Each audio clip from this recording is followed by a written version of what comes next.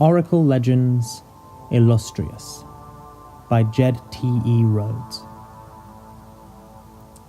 Space Station Solaran 007 in orbit of Arcalis, Novalesium 25th, 3726. What do you think?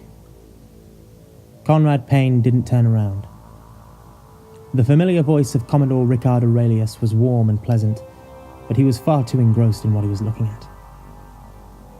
From the main observation viewport on Solaran 007, Conrad could see the Caliburn-class cruiser SES Illustrious.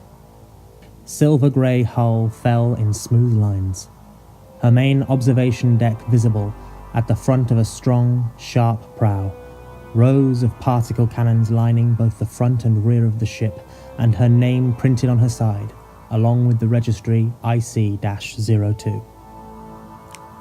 "She's a good ship," Aurelius said from behind Payne. "Hasn't steered me wrong yet." Turning, Conrad finally met Aurelius's gaze. The older man had silvering hair and wore his knee-length veteran's greatcoat with the sort of stiff posture only career military men have.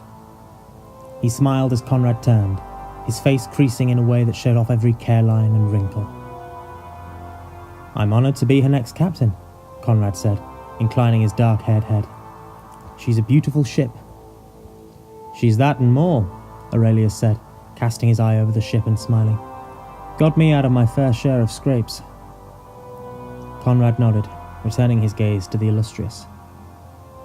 "I have to admit," he said after a moment, looking back at Aurelius, I was surprised to get the call." Aurelius raised an eyebrow.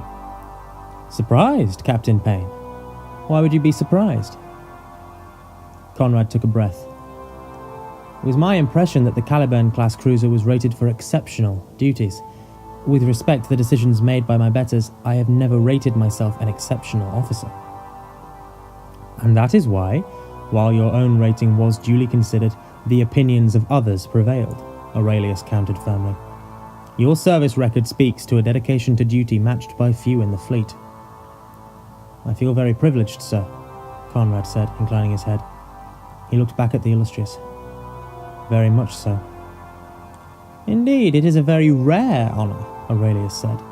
"It will be your duty to expand the Empire's borders, to seek out new opportunities for expansion, trade, and gathering of resources." He smiled at Conrad. "I do not doubt that you will prove up to the task." "Again, thank you, sir," Conrad said quietly. He took a deep breath. "How long do I have before I have to select my crew?" Aurelius nodded. "A fair question." He looked along the Illustrious's lines for a moment. "The standard tour of duty for a Caliburn-class ship is a 3-year expedition." Ah yes, how could he have forgotten that?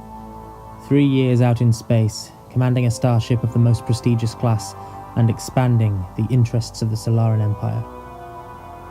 "Under the circumstances," Aurelius continued, "Fleet Command has gone with my recommendation to allow you all reasonable time to select officers and crew for your ship."